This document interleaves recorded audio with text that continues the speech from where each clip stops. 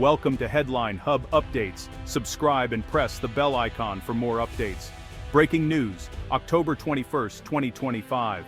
The South China Sea is on edge. A Chinese Coast Guard vessel collides with a Philippine supply ship near Second Thomas Shoal. Metal grinds, alarms blare, and chaos erupts. This is no accident, it's a calculated move in a high-stakes geopolitical standoff. The world watches as two nations face off over a contested stretch of water. On the Philippine deck, sailors brace for impact, resupplying the BRP Sierra Madre, a rusting W-2 ship and symbol of sovereignty. China calls it an illegal occupation. The Philippines calls it home. The Chinese ship, imposing and loud, demands retreat. The Filipino crew stands firm, their flag defiant in the wind. This is more than a territorial dispute, it's a test of national resolve. For Manila, it's about defending maritime rights. For Beijing, it's about reclaiming history. Every maneuver is scrutinized, every word weighed. The international community grows anxious. One misstep could spark disaster. The South China Sea is now a flashpoint where superpower ambition meets small nation defiance. Diplomatic fallout is immediate. Manila condemns China's aggression, Beijing blames the Philippines. Both sides release edited footage, each pushing their own narrative. The truth is lost in the information war, but the images are clear. Intimidation, escalation, and the brink of open conflict. The world wonders, is this the start of something bigger? The blue waters have never been more dangerous. As the dust settles, the question remains, what happens next? The stakes are global. The world holds its breath. The South China Sea is a global lifeline. 1/3 of world shipping, over $5 trillion, passes through these waters every year. Disruption here would send shockwaves through the global economy, breaking supply chains and spiking prices. Beneath the surface lie vast reserves of oil and gas. Energy independence for some, a source of conflict for all. The sea is also a vital fishing ground, feeding millions and sustaining coastal communities.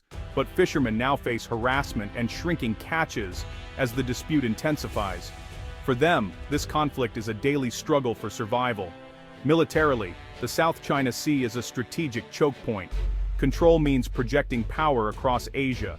China's artificial islands, bristling with runways and missiles, have transformed reefs into military outposts. The US and its allies see this as a direct threat to freedom of navigation. The result? A commercial waterway turned potential battlefield. The stakes are not just regional, they're global. The world's prosperity depends on peace in these waters. The South China Sea matters to us all. Beijing's latest warning is blunt. The Philippines must stop its provocations. China's resolve is unwavering, a demand, not a plea. The message: back down or face consequences. This comes after months of escalating encounters at sea. Chinese vessels use high-pressure water cannons, shattering glass and injuring crews. The goal: intimidate and force Philippine ships to retreat without firing a shot. Each incident is filmed, fueling a propaganda war. Every Philippine resupply mission faces a gauntlet of Chinese ships.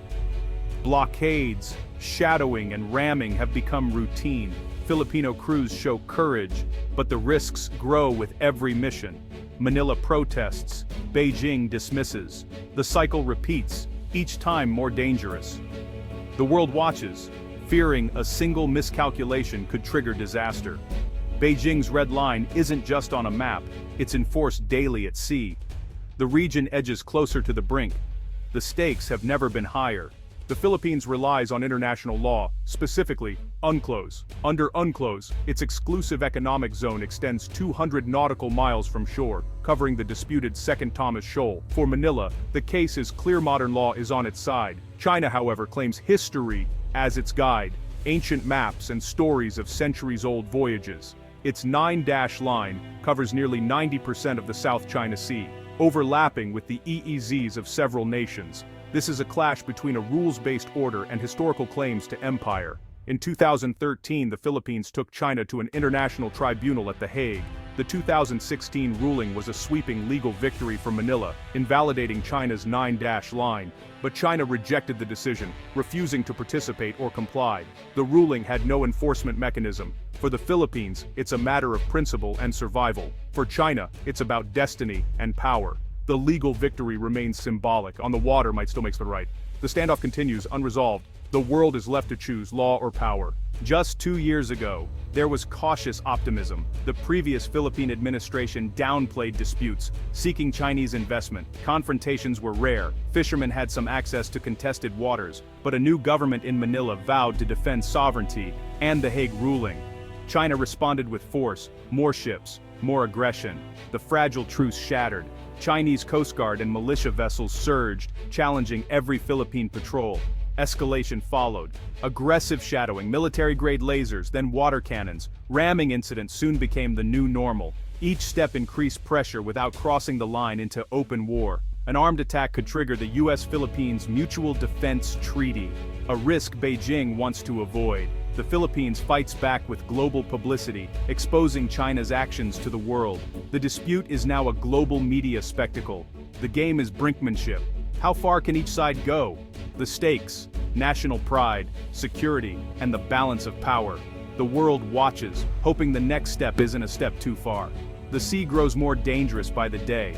China's 9-dash line is the heart of its claim, a vague loop on a 1947 map covering most of the South China Sea. Beijing insists on historic rights, but international scholars dispute the evidence. The 2016 Hague Tribunal found no legal basis for China's claim, ruling the 9-dash line invalid under UNCLOS.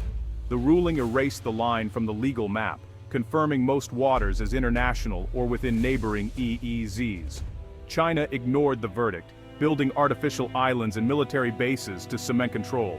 This is creating facts on the water, irreversible, regardless of law.